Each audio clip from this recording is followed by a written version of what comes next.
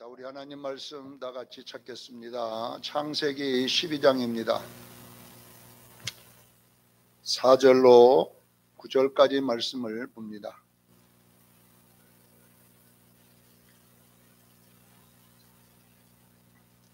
창세기 12장 4절로 9절까지 말씀을 우리 다 같이 한 목소리로 합독합니다. 시작.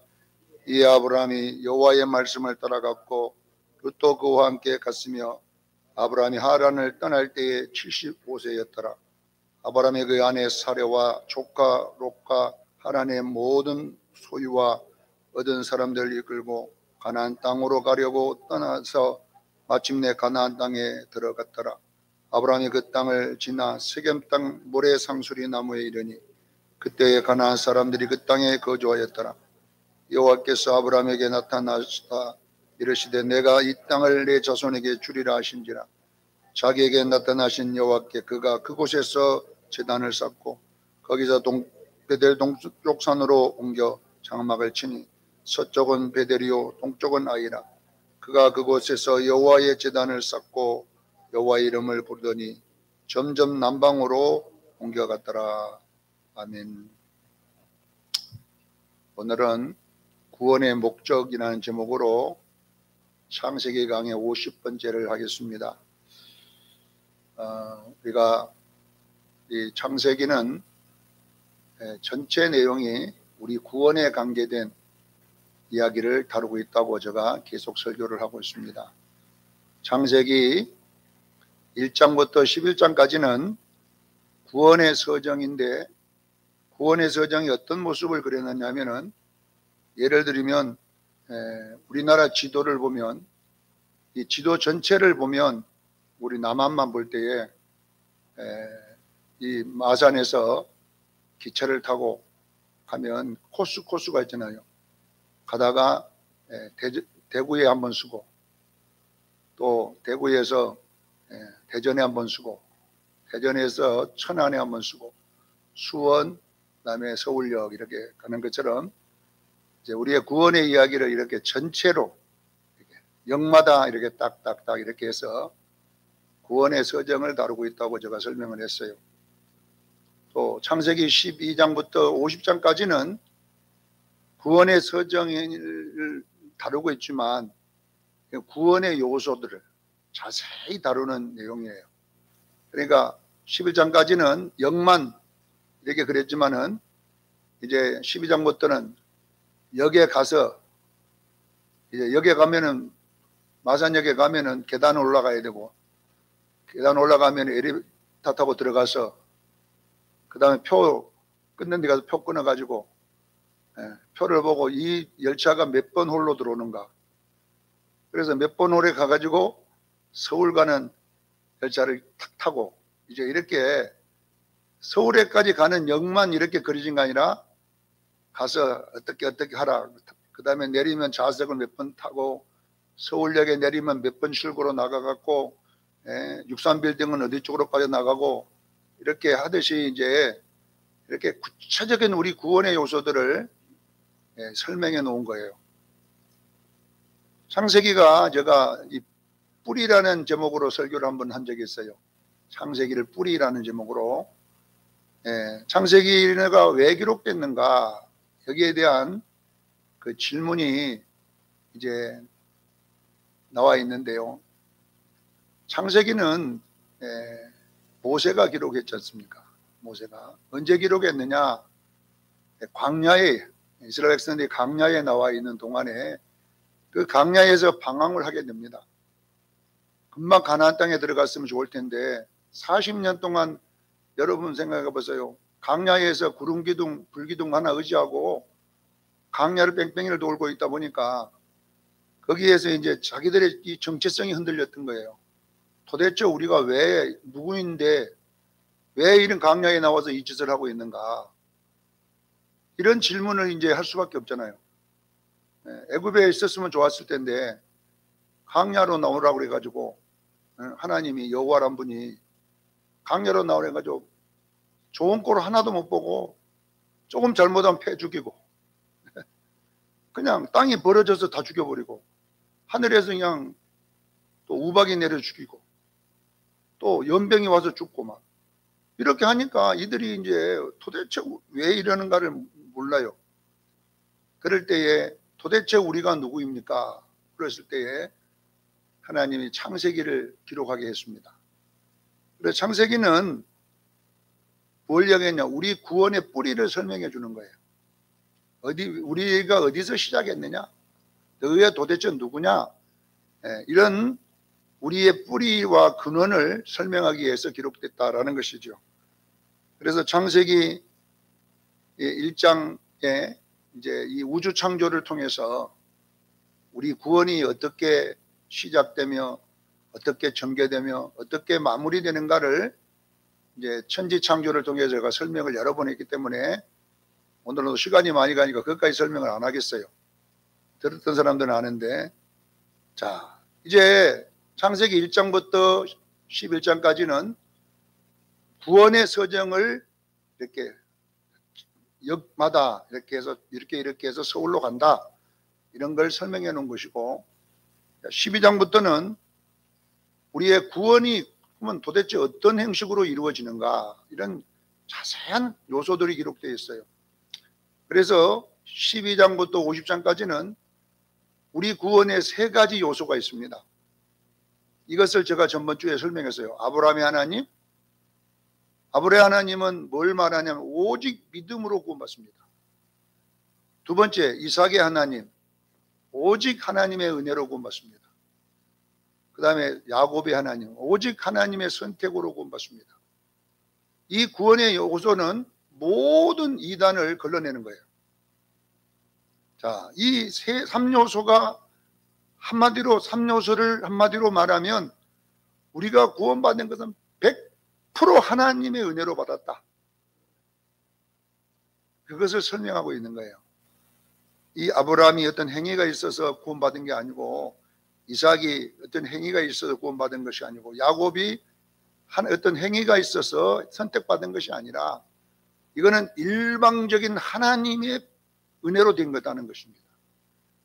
그래서 우리가 거듭난 것은 100% 하나님의 은혜입니다. 그러면 에베소서 2장 8절로 9절에 사도 바울이 이 이야기를 합니다. 오직 그 은혜에 의하여 믿음으로 말미암아 구원을 받았으니 이것은 너희에게서 난 것이 아니오 하나님의 선물이니 누구든지 자랑하지 못할 것이니라. 이렇게 해서 우리의 구원은 우리에 의해서 선택되는 것이 아니라 하나님이 하신 것입니다. 그래서 이것을 설명하고 있는 것입니다. 자, 보세요. 이 세 가지만 여러분이 알면 이단은 전부 잡아낼 수 있어요. 모든 이단은 이 세 가지 딱 집어넣으면 무조건 이단은 들통이 나게 돼 있어요. 이단이야. 여러분 보세요. 신천지에다가 만약에 이 세 가지를 집어넣어 보세요. 신천지는 요한계시록을 모르면 구원 못 받는다. 이렇게 시작합니다. 신천지는 가 들어보세요. 요한계시록 모르면 지옥 간다. 이렇게. 그러면 요한계시록을 알라 그러면 어떻게 되냐면요. 가서 공부를 해야 돼요. 요한계시록 공부를 해야 되잖아요. 또 아무 곳에는 알면 안 되고 신천지 가서 이긴 자라는 그 사람 말만 들어야 된다는 거죠. 그러면 그것이 뭐냐면 행위를 말하는 거예요. 우리는요 요한계시록도 모르고 마태복음도 모르고 여러분 하나님의 은혜로 구원받았음을 아셔야 돼요. 그래서 우리 구원에다가 여러분 행위가 0.000만 들어가도 그건 이단이 되는 거예요. 아셔야 돼요.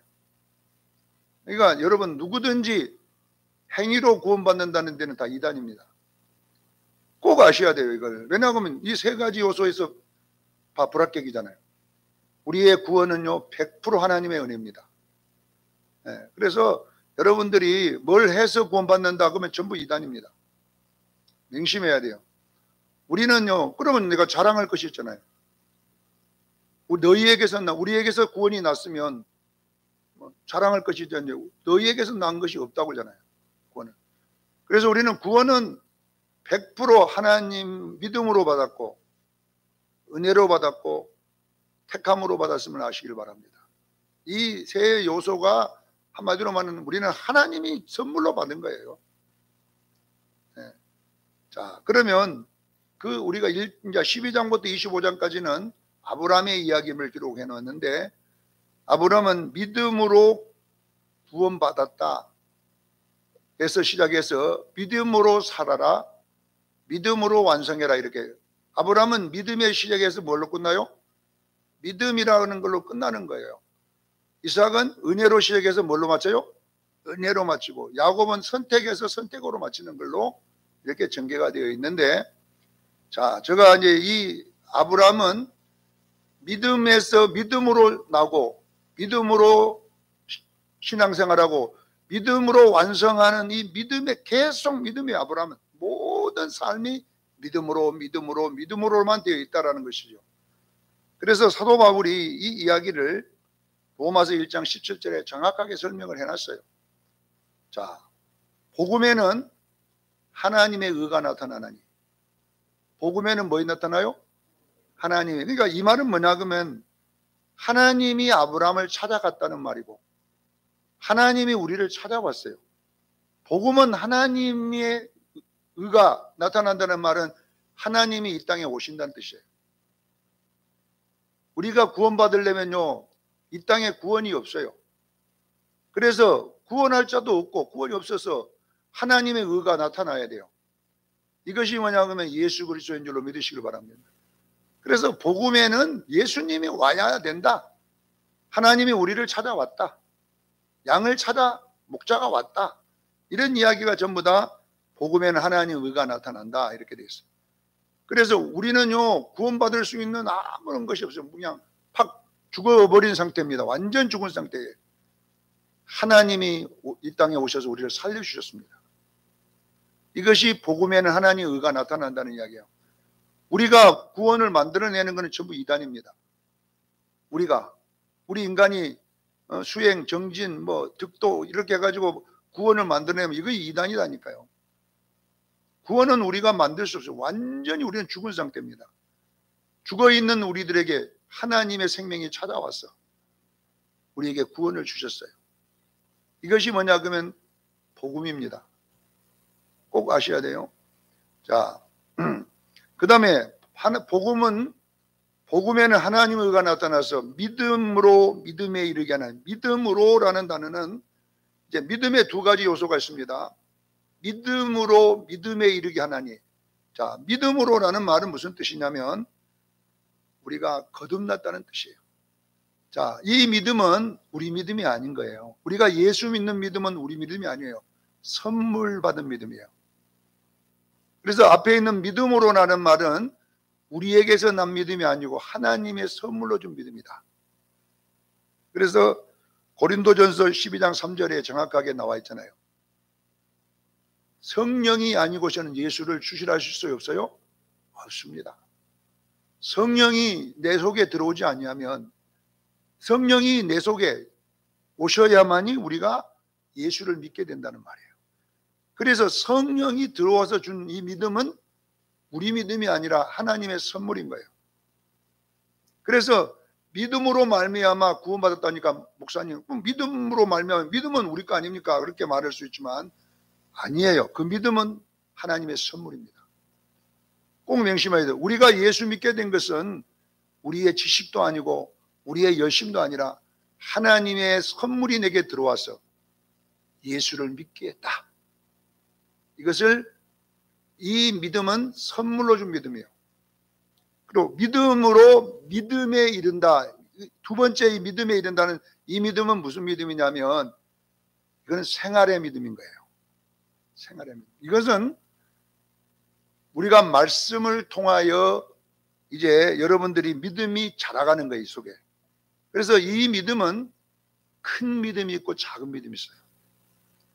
생활의 믿음은요, 믿음이 컸다가 작아졌다가 요동을 쳐. 그래서 믿음이 큰 사람이 있고요, 믿음이 작은 사람이 있는 거예요. 그래서 우리가 여러분에게 큰 믿음이 있기 위해 주의를 축원합니다. 큰 믿음이 있어야 풍랑이를 걸어갈 수 있는 거예요. 작은 믿음이 있으면요, 풍랑에서 빠져버리는 거예요. 베드로가 물 위로 걸어갈 때는 큰 믿음으로 걸었어요.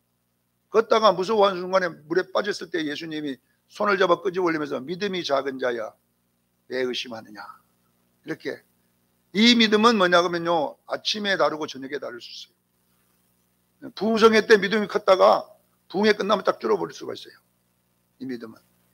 그래서 이 두 가지 믿음인데, 첫 번째 믿음은, 구원받는 믿음은 하나님의 선물입니다. 여러분들이 예수를 나의 구주로 믿어진 것은 여러분의 것이 아니에요. 그건 하나님이 주신 선물의 믿음이다. 이걸 여러분 기억하기를 바랍니다. 그래서 이 두 번째 믿음으로 믿음에 이르게 하는 이 두 번째 믿음은 성화적 믿음이라 그래요. 우리가 말씀을 통하여 성화적 믿음, 이것은 행위에 관계되어 있어요. 이 믿음은요, 행하지 않는 믿음은 죽은 믿음이라고 했어요. 야고보서 기자가 행하지 없는 믿음은 죽은 믿음이라는 말은요, 여러분 속에 있는 믿습니다 그러지만은 그 믿음이 행하지 않으면요, 그 믿음이 아무 기능을 못하는 거예요. 그러나 여러분 속에 행하는 믿음이 있을 때요, 믿음이 큰 줄로 믿으시길 바랍니다. 그래서 여러분, 성화적 믿음은요, 행할 때에 더 커지는 거예요. 그래서 이 행함을 다른 말로는 말씀 먹는다 그래요. 행함은 말씀을 먹은 것만큼요, 믿음이 커요. 그래서 아브라함을 보면 믿음이 작은 믿음에서 시작해서 나중에는 독자 이삭을 바치는 믿음까지 자랍니다. 한 번에 자는 거 아니라 넘어졌다가 수 골백 번 하고 그것까지 가거든요. 그래서 우리가 이 두 번째 믿음은 이제 점진적이고 반복적인 어떤 현상을 통하여 믿음이 자라가는 거예요, 이렇게. 그래서 하나님도 우리를 막 독자 바치라는 시험 안 합니다. 아무나 안 시킨다니까. 그것도 바칠 수 있는 믿음의 소유자들에게 부탁하는 거지, 아무나 교회 왔다고 믿습니까? 네 독자 내놔라 그러면 못 내놔요. 아무리 주답게는 못 내놓습니다. 그러니까 우리는 이 아브라함이 독자를 바쳤을 때 22장의 내용은요, 아브라함이 그만큼 믿음의 체험이 많아졌다는 거예요. 그래서 그만큼 믿음이 커진 거예요. 이것을 이제 성경이 우리에게 설명하고 있다는 것입니다. 자, 오늘 12장으로 돌아갑니다. 제가 서론에 이런 이야기를 설명해 놓은 것은 이 아브라함의 이야기를 이제 설교하려면 이런 구조를 알고 들어야 여러분들이 이제 깨달음이 오게 되는데, 자, 저는 전번주에 1절부터 3절까지를 했어요. 자, 전번주에 1절부터 3절까지는 어떤 믿음이냐, 아브라함은 믿음의 이야기만 한다고 그랬잖아요. 어떤 믿음이냐면은 이거는 선물 받은 믿음입니다. 갈대아 우르를 떠나라. 이 떠나는 믿음은요, 아브라함의 믿음이 아니에요. 이거는 선물의 믿음을 믿으시길 바랍니다. 그리고 하나님 부르시는 믿음은 아브라함의 믿음이 아닙니다. 이거는 하나님이 찾아와서 하나님을 믿게 했는 이 믿음은요, 아브라함의 믿음이 아니에요. 아브라함에게 주신 선물임을 믿으시길 바랍니다. 그래서 복의 근원이 될지다. 이거 전부 다 이것도 선물인 거예요. 우리가 여러분요, 제사장이 된 것은요, 우리의 제사장 나와서 제사장이 된 게 아니라 하나님의 은혜로 된 거예요. 우리가 어린 양의 신부 된 것도 마찬가지. 다 보면 그로 인하여 모든 민족이 복을 받는 것도 아브라함 행위 때문에 받는 게 아니잖아요. 하나님이 선물로 준 거잖아요. 아브라함이 못했다고 복이 될지라 그러고 아무것도 한 것이 없는다 지금. 아브라함이 우상만 섬기고 죄만 짓다가 하나님 만나고 복이 될지라 뭘 했는데요? 뭘 했는데 복 받을 짓을 하나도 안 했는데 복을 받았다고 그러잖아요. 이게 뭐냐 그러면 선물이라는 것을 설명하기에 기록된 것이다. 우리가 하나님의 자녀된 것은요, 선물입니다. 자녀될 만한 짓을 한 거에 없어요. 여러분요, 저런 사람이 예수 믿는가? 그래, 맞아요. 저런 사람이 하나님을 아버지라 부르는 건 맞아요. 그거는요, 행위로 받는 게 아니기 때문에 가능한 거예요. 여러분들이 하나님의 자녀된 것은, 여러분이 만민 제사장 된 것은 다 선물로 받은 것임을 믿으시길 바랍니다. 그래서 1절로 3절에는 하나님이 주신 선물의 믿음의 이야기를 했다. 이걸 알고 있어야 돼요. 자, 그러면 4절로 9절에는 여기는 믿음으로가 아니라 믿음에 이르게 하나니, 두 번째 믿음에 대한 이야기를 하는 거예요. 예, 사도 바울이 그냥 쓴 게 아니라 이 구약을 능통했잖아요. 그래서 사도 바울은 아브라함의 이야기를 로마서 1장 17절에 그냥 그대로 딱 요약해 놓은 거예요. 첫째는 선물로 준 믿음, 두 번째는 성화적 우리 행위의 믿음, 이렇게 나눠놓은 거예요. 그래서 로마서를 기록할 때도 로마서 1장부터 11장까지는 우리의 선물로 준 믿음에 대한 이야기고 믿음으로 구원받는다. 12장부터 16장까지는 행위 믿음입니다. 산 제사를 드리라. 이렇게 너희가 드려야 된다. 이렇게 사도 바울도 전부 다 이 창세기 이야기를 옮겨다가 로마서를 기록해서 말하셔야 돼요. 자, 오늘은 이 행위의 믿음에 대한 이야기를 성화 믿음을 공부를 해보는데요. 자, 아브라함이 갈대아 우르를 하나님이 있을 때에 60세에 하나님이 만나서 떠나라고 그랬어요. 60세에. 그럼 오늘 4절에 보면 몇 살에 그 가나안 땅에 들어갑니까? 75세에 들어갑니다. 왜냐 그러면 원래 하나님 바로 들어가야 되는데 아브라함이 안 들어갑니다. 네. 여기 31절에 보면 아브라함이 데라와 함께 나와가지고 하란에 들어갔다가 가나안 땅으로 가고자 하였더니 하란에 이르러 거기에 거루하니라. 이렇게 나왔으니까 하란에서 15년 동안 안 가고 있어요. 그리고 아버지 데라가 죽으니까 이제 들어가거든요. 그래서 75세에 이제 가나안 땅에 들어가는데요. 자, 아브라함을 보면 여기서 믿음에 대한 이야기를 우리가 검토해 보면 아브라함이 하나님의 말씀을 탁 들을 때에 아멘 하고 믿음으로 떠났어요.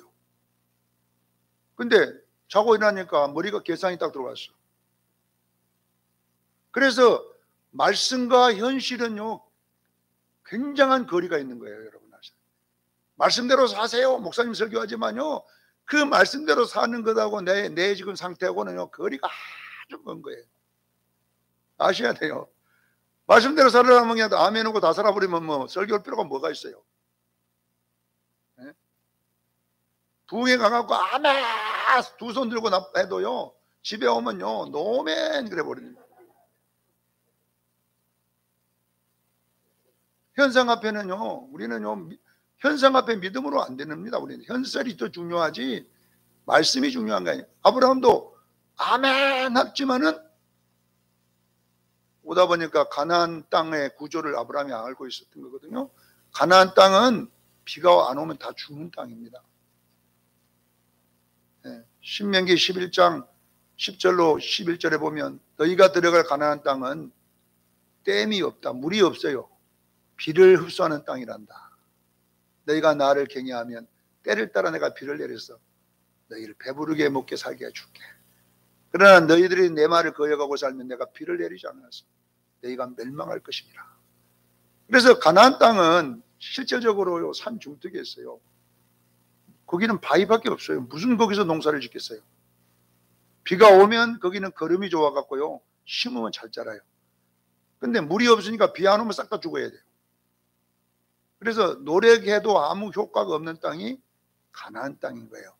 그래서 이 늙은 아버지 데라를 데리고 이제 나왔는데 데라도 원래 두고 나오랬거든요. 너만 떠나라 그랬는데 데라 조카 롯 다 데리고 나옵니다. 아브라함이.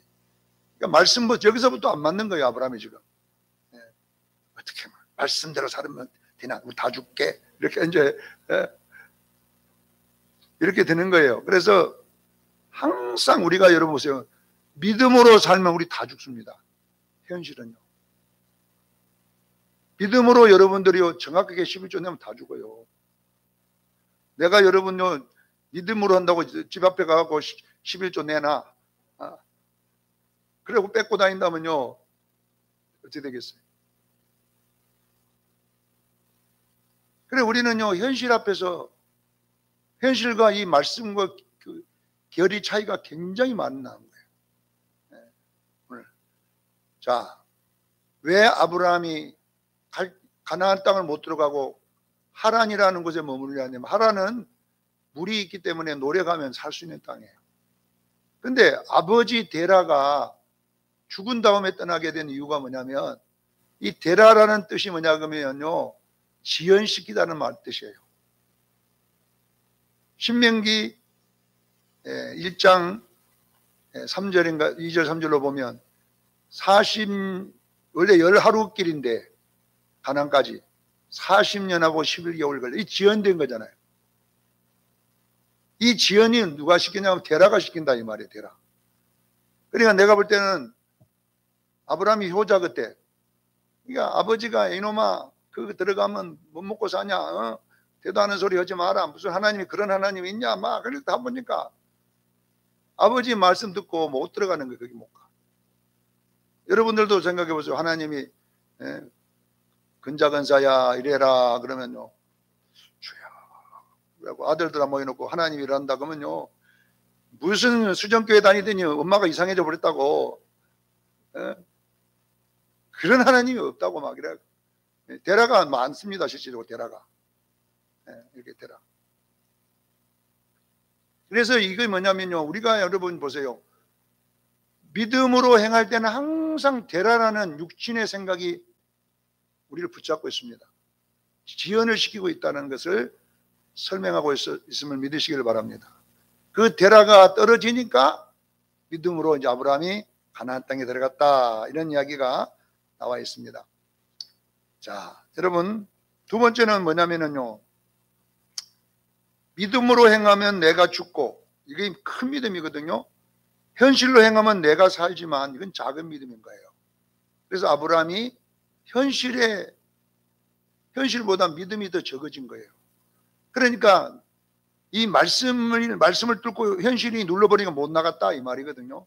실질적으로 지연이 됐다, 이 말이거든요. 그래서 15년 지연이 됐는데 이제 들어가서 이제 6절 7절에 보면 가나안에 들어갔는데, 이게 구원의 목적인 거예요. 가나안에 들어가서 뭐 하느냐, 이 가나안이라는 이 땅은 우리에게 어떤 의미냐면 말씀의 자리를 말하는 거예요. 하나님이 내게 있으라는 그 자리가 말씀의 자리잖아요.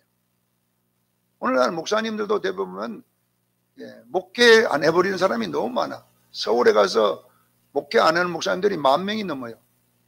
목회한다고 하나님 하라고 신학교가 공부하고 현실에 들어와 보니까 성도도 까먹기냐, 안 해버리는 경우가 많잖아요. 이런 경우들 너무 많잖아요. 그리고 목사는요, 강대생에 엎어서 죽어야 돼요. 여기서 원래 목사는 말씀의 자리가 강단이거든요. 근데 조금 어려우면 전부 다 그냥 돈 벌러 다 가버리는 거예요. 그리고 그것을 정당화시켜서 시대가 바꿔졌다, 이렇게 자꾸 만들어내는 거예요. 여러분 보세요. 가나안이라고 하는 것이 뭐냐면요, 다른 어떤 뭐 부동산을 말하는 게 아니라 하나님의 말씀의 자리입니다. 여러분도 오늘도 여러분이 말씀의 자리에 있기를 주여 축원합니다. 말씀의 자리에서 죽으면 죽어야 돼요. 가나안 땅에 들어가서 비 안 오면 죽어야죠. 어떻게 되겠어요? 그게 믿음입니다. 죽으면 죽으라고 들어가야지 믿음이잖아요. 있으란 자리에. 자, 가나안 땅에 들어갔는데 여기 6절에 보면 세겜 땅이라는 데로 들어갑니다. 세겜 땅. 자, 이 세겜 땅은 아주 중요한 단어를 소개했는데, 세겜은 뭘 말하냐면 어깨라는 뜻이에요. 세겜이나 어깨. 자, 어깨란 말은 무슨 말이냐면 가장 중요한 것들을 율법에는 옮길 때는 어깨에다가 짊어져야 돼요. 어깨에다가 항상. 하나님도 법궤를 어깨에다가 메고 옮기라고 했어요. 자, 어깨가 우리에게 주는 뜻은 뭐냐면 우리 예수 믿는 사람들의 가치가 뭐냐, 이 말이에요. 하나님이 우리를 예수 믿게 한 가치가 뭔지 아세요?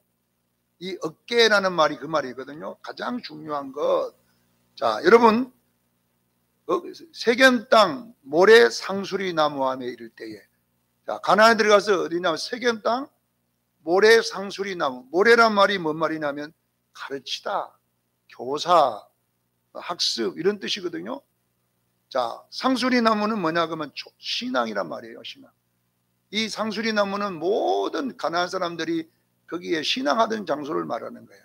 그러니까 자, 모래는 뭔가를 가르치다는 뜻이고, 그 다음에 상수리 나무는 신앙을 가르쳐요. 자, 여러분 보세요. 가나안 땅은 뭐냐, 우리에게 가장 중요한 것이 뭐냐면요, 하나님을 알아가는 거예요. 우리는 여러분 보세요, 하나님을 아는 지식이 없음으로 망한다고 그랬잖아요. 호세에서는 하나님을 알라, 힘써 여호와를 알라.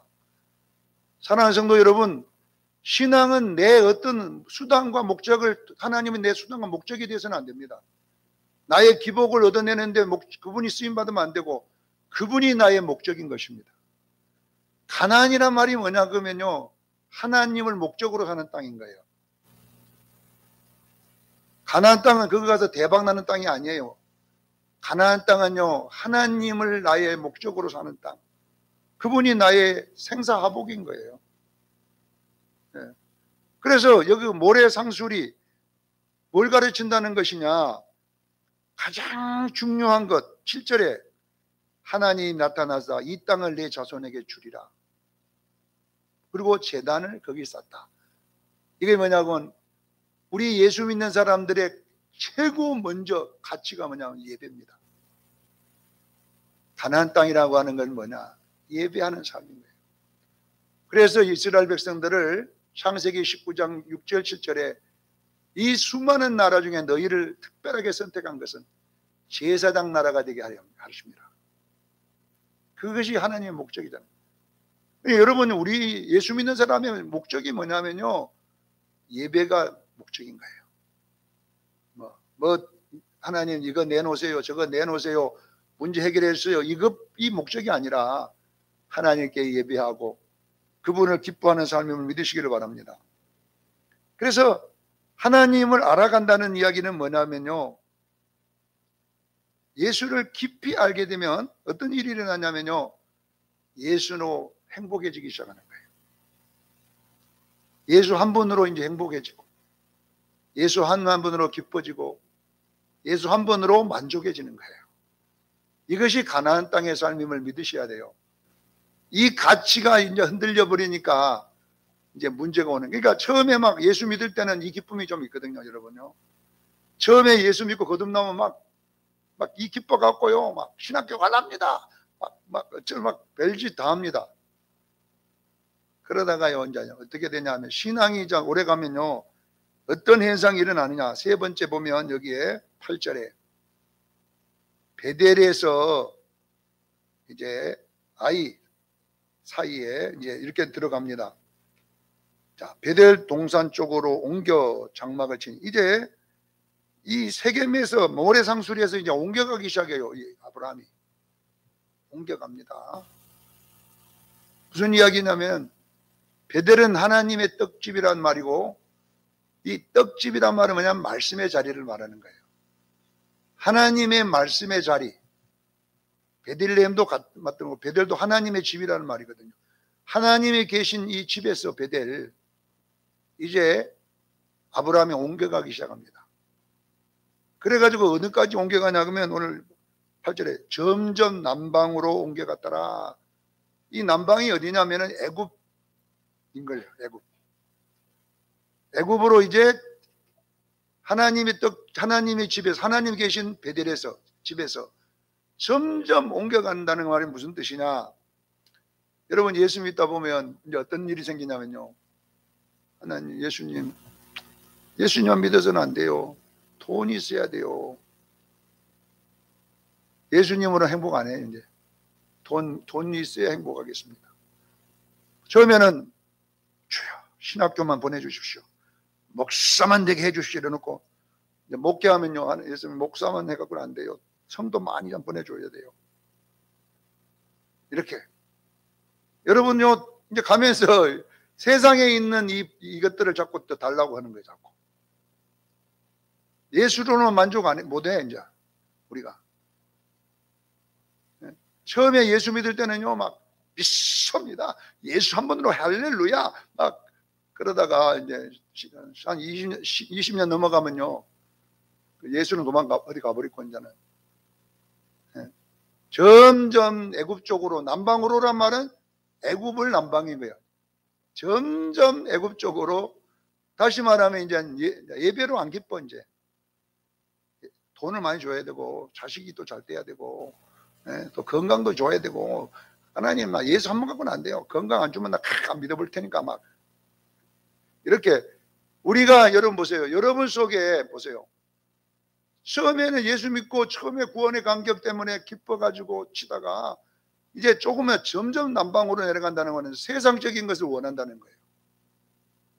예수 믿으면서. 이스라엘 백성들이 애굽에서 나올 때는요, 구원만 시켜달라고 했거든요. 고센 땅에 있을 때만. 구원만 시켜주세요. 그래가지고 홍해 건너가지고 출애굽기 15장 보세요. 홍해 건너가지고 꽹가리를 치고 소고를 치고 춤을 추고 이제 하나님으로 행복하겠다고 하다가 얼마 못 가가지고 이제 먹을 것 없다고 난립니다. 마실 물 없다고 난리고요. 정욕 떨어진다고 난리고요.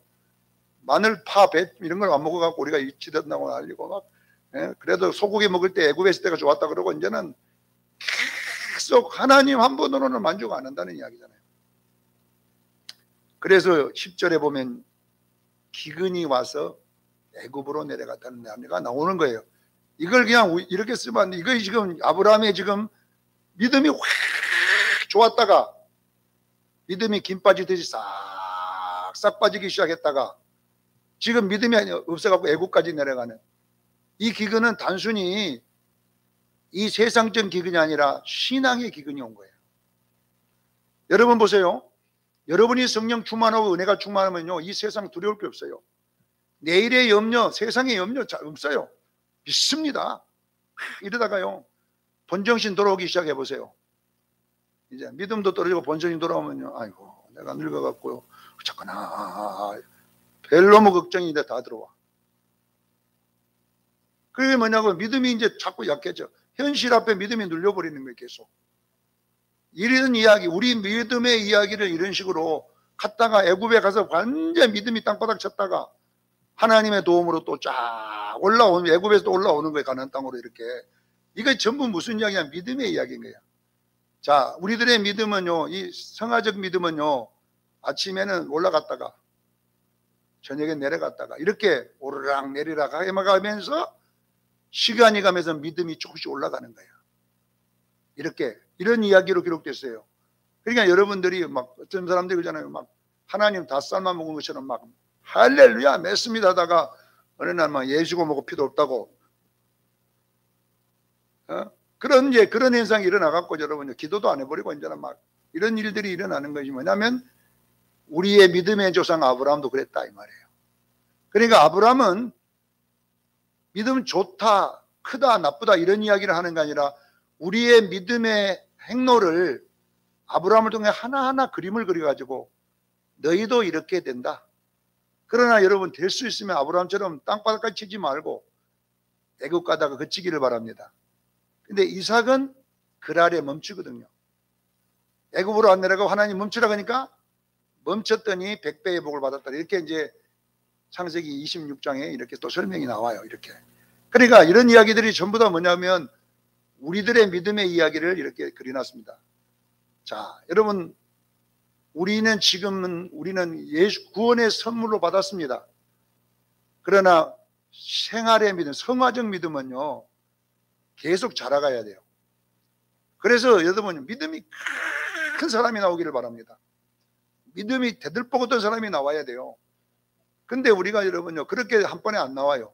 독자 바치는 믿음 안 나온다니까. 몇 살 됐냐? 60세에 불러가지고 100살 40년 걸려. 왜 성경에 전부 40년이라고 그랬냐면요 가나안 땅에 강야에 나와고 몇 년 걸려요? 40년 걸립니다.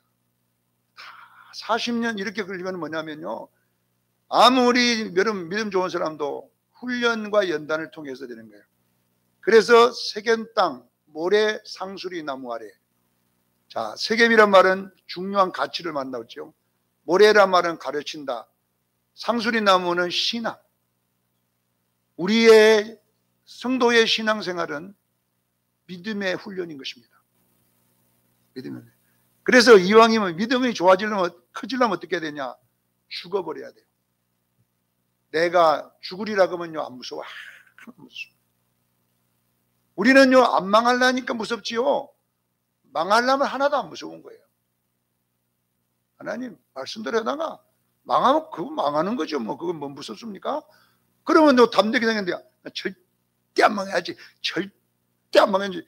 그러면요 그때부터 두려움이 오는 거예요. 믿음은요 말씀에 순종하는 거예요. 믿음으로 가서 죽으면 죽고 믿음으로 가다가 살면 살고 이렇게 여러분들이 믿음을 현실과 믿음 속에서 이 차이를 믿음이라는 걸 갖고 완전히 압착을 시켜가지고 말씀으로 가기를 저는 축원합니다. 그래서 믿음은 항상 신길이 가려졌어요. 행하면 길이 보이고요. 행하면 길이 이렇게 보이게 돼요. 길이 안 보이게 돼 있어요. 광야처럼 돼 있어요. 그런데 그 놀라운 그 광야가 믿음으로 발을 내야 되면요, 길이 있어요.